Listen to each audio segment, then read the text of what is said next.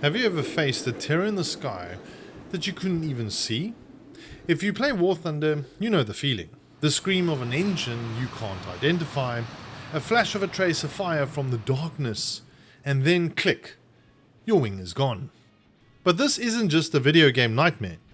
Did you know that in the Second World War, while most of the world was still fighting with canvas and propellers, the Germans had already figured out how to see in the dark. They didn't just have jets, they had primitive night vision.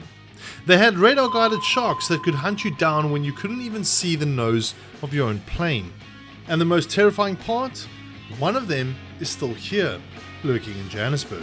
In the winter of 1944, the British Royal Air Force thought they owned the night.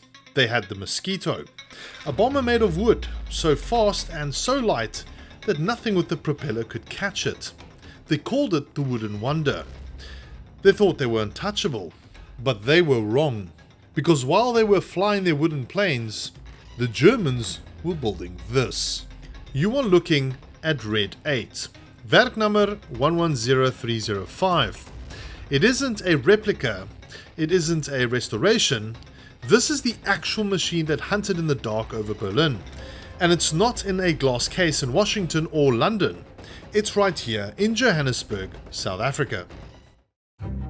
To understand this machine, you have to understand the sheer desperation that built it. The Me-262 was already a miracle. It was the world's first operational jet fighter, but by 1944, the standard single-seat version had a problem. It was blind. The British were bombing at night. The German pilots, flying at 500 miles per hour, couldn't see them until they were literally colliding with them. They needed a radar. But you can't fly a jet, watch a radar screen, and shoot down a bomber all at the same time without flying into a mountain. They needed a second man. So, Messerschmitt did a cut and shut. They took out the standard fuselage and carved out a space for a second seat behind the pilot. But there was a catch. The space where the second pilot sat, well, that used to be the main fuel tank. So to put a man in, they had to take the fuel out. This meant the world's thirstiest aircraft now had enough fuel to taxi to the runway and maybe listen to the radio for 5 minutes.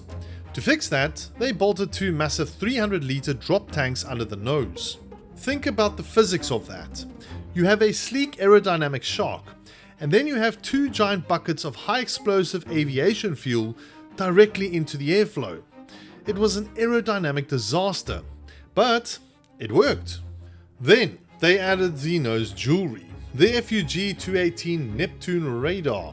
These antlers created so much drag that they knocked about 60 km per hour off the top speed. But it didn't matter, because even with the drag, even with the heavy fuel tanks, and even with the second man, this thing was still faster than anything the Allies had ever seen. But the real story, the real horror, is in these engines. The Junkers Jumo 004. They were the first actual flow turbojets in service. They were light years ahead of their time. They were also made of junk. By 1944, Germany had no chromium, no nickel, no rare earth metals. So these engines were built from mild steel and coated in aluminium paint. The turbine blades were essentially hollow tin cans. The service life of a Jumo 004 was 25 hours, not 250, 25.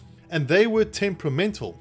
If you slammed the throttle forward like you would in a dogfight, the engine wouldn't accelerate. It would simply catch fire. The pilots had to caress the throttles, gently coaxing the power out, while Spitfires and Mustangs were trying to kill them. But if the engine stayed lit and the radar worked, you had teeth. 4 Mk108 30mm cannons. The Germans called it the pneumatic hammer. It fired high explosive Menengebrach shells. I don't know if I've actually pronounced that right. To give you an idea of the power, 1 shell could blow the wing off a fighter. 3 shells would snap a B-17 bomber in half. This plane carries 4 of them. It wasn't about shooting down the enemy, it was about deleting them from existence. Now, I know what you're thinking. You want to fly it. You want to know what it feels like to be Kurt Welter hunting mosquitoes in the dark. So we turn to War Thunder. Currently the specific Red 8 B1A-U1 isn't in the main tech tree, but you can fly its spiritual twin, the Me-262 A1A-U1. This is the squadron vehicle and it gives you the closest taste of its firepower. Flying a 262 in War Thunder is a lesson in humility. It teaches you the most important rule of jet combat: energy is life. The acceleration is glacial. Taking off feels like you're driving a fully loaded bus uphill. You watch the runway disappear and pray you have enough speed to lift off. But once you are fast, you stay fast. You play this plane as a boom and zoom predator. You climb high, you spot a target, and you dive. You do not turn. If you turn, you bleed speed. If you bleed speed, the P-51s will eat you alive. You strike like a cobra, and then you run away. And the guns? The Mk108s are infamous. In the community we call them potato launchers. The muzzle velocity is so slow, you can practically run alongside the bullets. You have to lead your target by a mile. You have to get close, suicidally close. But when you connect, when you connect.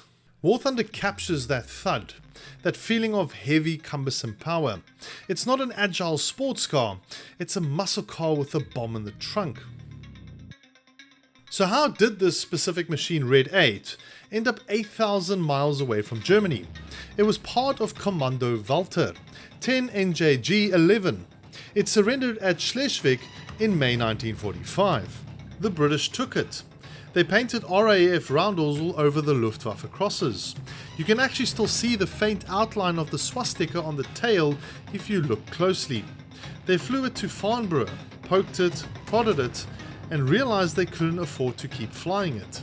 So in 1947, they put it on a boat and sent it to the South African Air Force Museum as a gift. And here it has sat, quietly rusting in peace, with its original paint scheme restored for nearly 80 years. So there we have it, guys. Behind me is the Messerschmitt 262B A1U1 variant. I must admit it's been quite the experience for my first aircraft on the actual channel. And flying it in War Thunder has been quite interesting nonetheless, or at least a variant thereof. I'm at the Ditsong National Museum of Military History here in Johannesburg.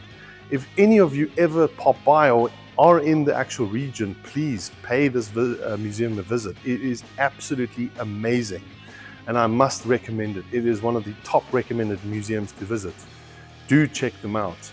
Otherwise, if you do enjoy the content thus far, please consider liking and subscribing. I will catch you, of course, on the next episode. Goodbye.